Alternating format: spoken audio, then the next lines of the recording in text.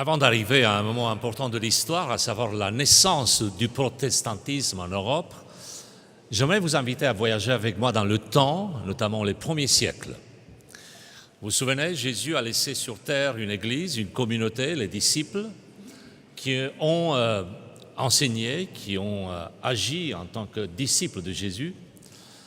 Et dans le cadre du judaïsme du premier siècle, nous constatons, à part cette communauté qui va commencer à agir, à voyager, à s'installer au fur et à mesure dans ce qu'on appelait à l'époque l'Empire romain. Il y avait aussi d'autres sectes dans le sens de l'époque, à savoir d'autres groupes religieux. Le judaïsme était une mosaïque composée de plusieurs communautés, plusieurs parties. Quand nous lisons les évangiles, donc le Nouveau Testament, nous constatons par exemple la présence et l'existence des Sadducéens ou bien l'existence de pharisiens. Également, nous voyons les Esséniens, ce groupe qui s'était réuni quelque part pas loin de la mer Morte et dont les manuscrits, nous les avons aujourd'hui. Certains disent que ce n'est pas eux, que c'était une autre communauté à part, enfin une petite dispute académique. En tout cas, un groupe, une communauté qu'on appelait les Esséniens, la communauté de Qumran, justement.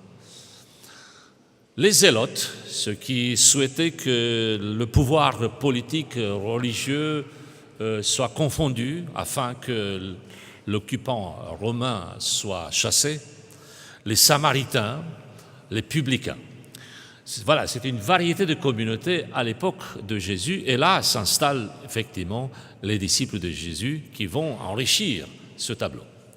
Plus tard, toujours au premier siècle et dans les siècles qui vont suivre, nous trouvons d'autres mouvements comme les Ébionites, les Nazaréens, le judaïsme rabbinique, bien entendu, le judaïsme officiel, et puis il y a ceux qui contestent le judaïsme officiel comme les Karaïtes, ou bien plus tard on verra la succession du judaïsme partagée entre les Séfarades et Ashkenaz jusqu'à nos jours.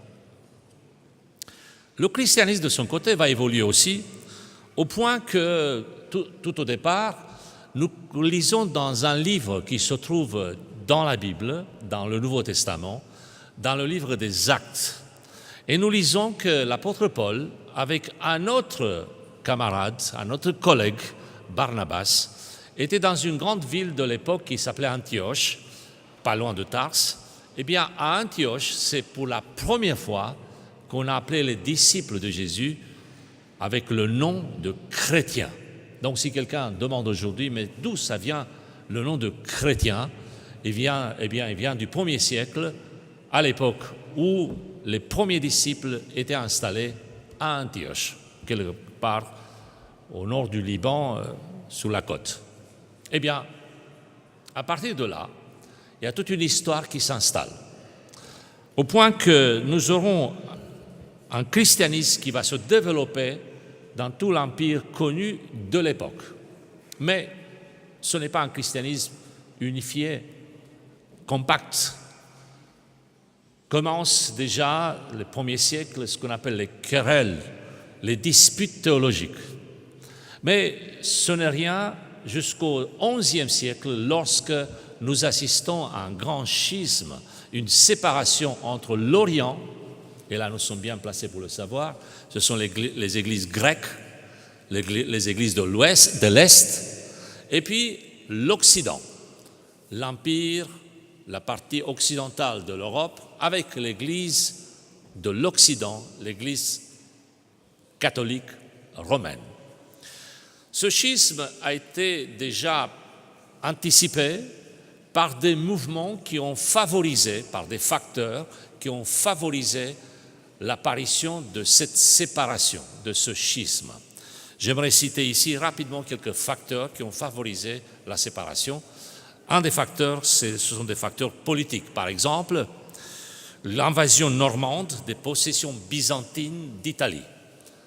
Un exemple qui montre qu'à l'époque, ces facteurs ont favorisé la séparation entre l'Orient et l'Occident. Toujours au XIe siècle, et même un peu avant, il y a des facteurs socioculturels. On voit visiblement l'aspiration de la papauté à dominer la scène politique. Donc la papauté n'est pas seulement un organe religieux, mais aussi politique. Et troisième facteur que je cite ici, c'est effectivement ces disputes, ces querelles théologiques qui font que l'Occident et l'Orient n'est pas sur la même fréquence.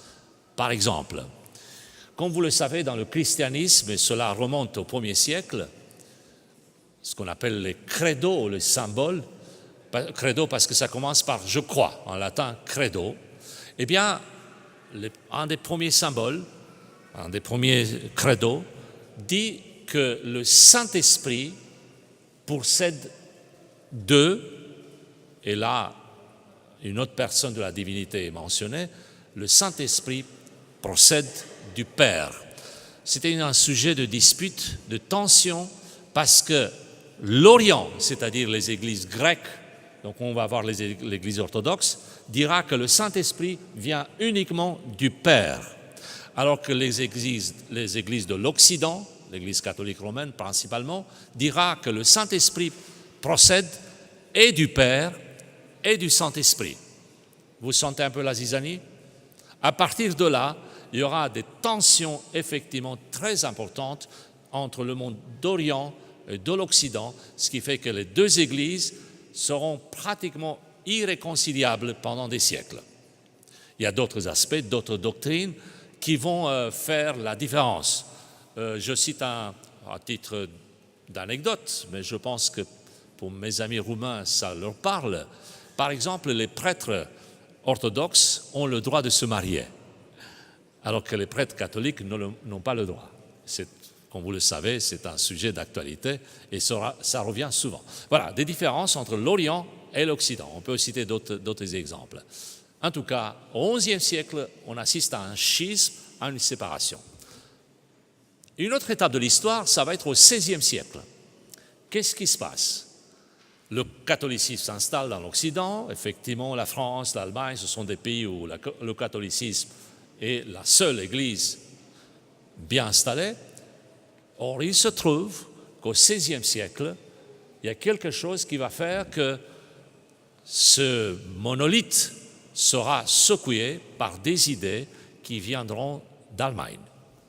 Après un chant qui est préparé pour nous, que nous allons chanter ou écouter, je veux continuer à vous présenter Martin Luther et ses 95 thèses.